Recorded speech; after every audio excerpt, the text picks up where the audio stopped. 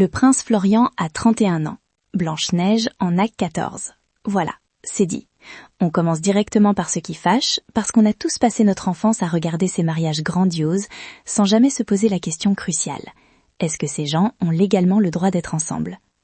Aujourd'hui, on va briser le mythe. On va décortiquer les registres d'état civil du monde merveilleux de Disney pour voir qui est un exemple de maturité et qui, franchement, devrait être sous surveillance. Prenez Réponse et Flynn Rider. C'est le couple cool par excellence. On les adore, l'alchimie est là. Mais si on regarde les chiffres, Réponse vient tout juste de fêter ses 18 ans. Elle a passé toute sa vie enfermée dans une tour, à pendre des murs et à parler à un caméléon. Elle est d'une naïveté presque effrayante. En face, on a Flynn, alias Eugene Fitzherbert. Flynn a 26 ans. 8 ans d'écart. À cet âge-là, c'est un gouffre. À 26 ans, t'es un adulte. T'as un casier judiciaire, t'as vécu. À 18 ans, tu découvres que l'herbe s'achatouille les pieds. C'est ce décalage de vécu qui rend leur relation un peu étrange quand on y réfléchit 2 secondes de trop. 8 ans, c'est presque la moitié de la vie de Réponse à ce moment-là. Allons, je ne dis pas ça pour vous embêter, mais je vois bien que vous n'êtes pas du tout en paix avec vous-même. Mais bon, Disney sait aussi faire les choses proprement. Regardez La Reine des Neiges. Anna et Christophe, c'est probablement le couple le plus sain du catalogue. Anna a 18 ans au début du premier film et Christophe en a 21. 3 ans d'écart. C'est parfait, c'est équilibré. Ils ont la même énergie, la même maladresse sociale et surtout, ils grandissent ensemble. Même quand on regarde le méchant Hans, il n'avait que 23 ans. Son problème n'était pas son âge, c'était juste que c'était une ordure finie.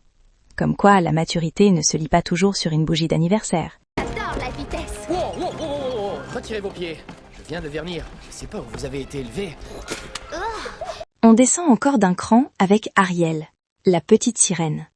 Ariel a 16 ans. Elle le dit explicitement dans le film quand elle s'embrouille avec son père. 16 ans. De voir ma petite fille accrochée à l'hameçon de ces mangeurs de poissons. Je viens d'avoir 16 ans. Je ne suis plus une petite Je fille. t'interdis. À cet âge, on n'est pas censé signer des contrats magiques avec des sorcières des mers pour un mec qu'on a vu une fois sur un bateau en train de jouer de la flûte. Le prince Eric, lui, a 18 ans. Sur le papier, 2 ans d'écart, c'est rien.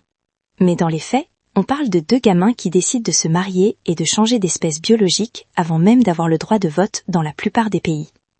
C'est l'impulsivité de l'adolescence poussée à son paroxysme.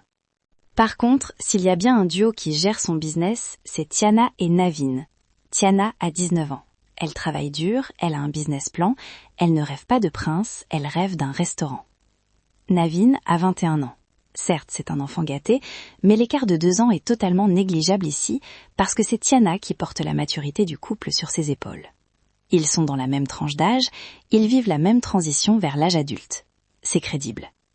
Idem pour Cendrillon et le prince charmant, 19 et 21 ans. On reste dans une zone de confort socialement acceptable. C'est ça l'amour. Et puis, il y a un détail qui intrigue souvent les spectateurs d'aujourd'hui, le cas de Blanche-Neige. Replaçons-nous dans le contexte de 1937.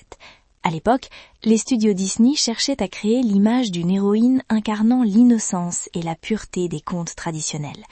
Mais avec notre regard actuel, un élément peut sembler un peu déroutant.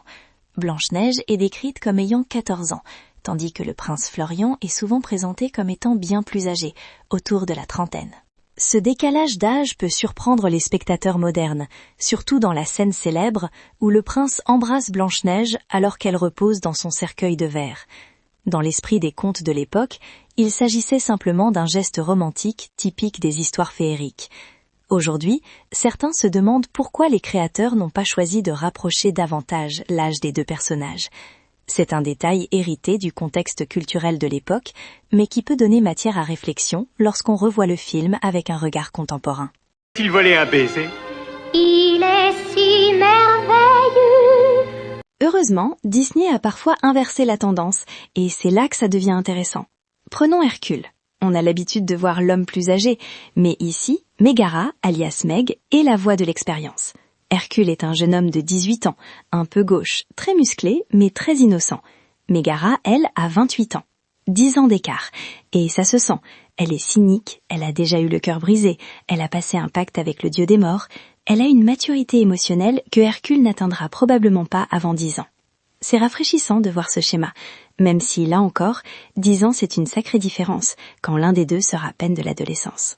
C'est un peu la même dynamique dans Ratatouille. Linguini est un grand enfant de 19 ans qui ne sait pas faire cuire un œuf sans l'aide d'un rongeur. Colette, elle, est une chef confirmée, dure à cuire, qui a dû se battre pour s'imposer dans une cuisine d'hommes.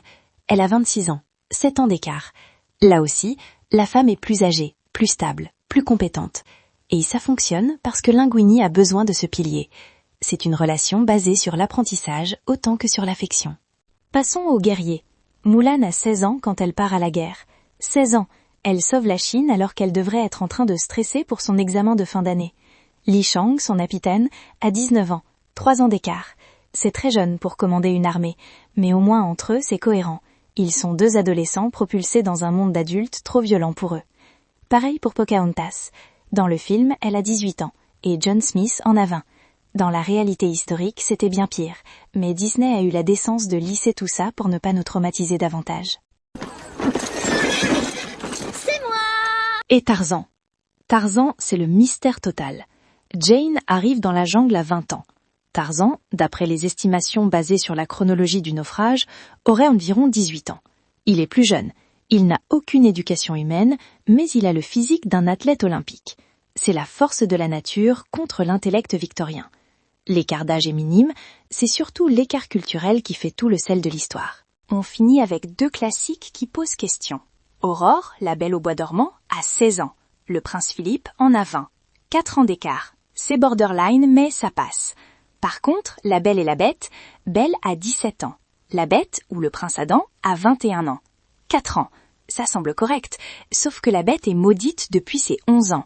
Il a passé 10 ans sous forme d'animal, seul dans un château, à développer un tempérament exécrable. Est-ce qu'on peut vraiment parler d'âge quand l'un des deux a passé sa puberté à rugir après des meubles qui parlent ? Mais ça fait mal! Si vous restiez tranquille, vous auriez moins mal. Si vous ne vous étiez pas sauvé, ça ne serait pas arrivé. Et si vous ne m'aviez pas fait peur, je ne me serais pas sauvée. Au final, qu'est-ce qu'on retient ?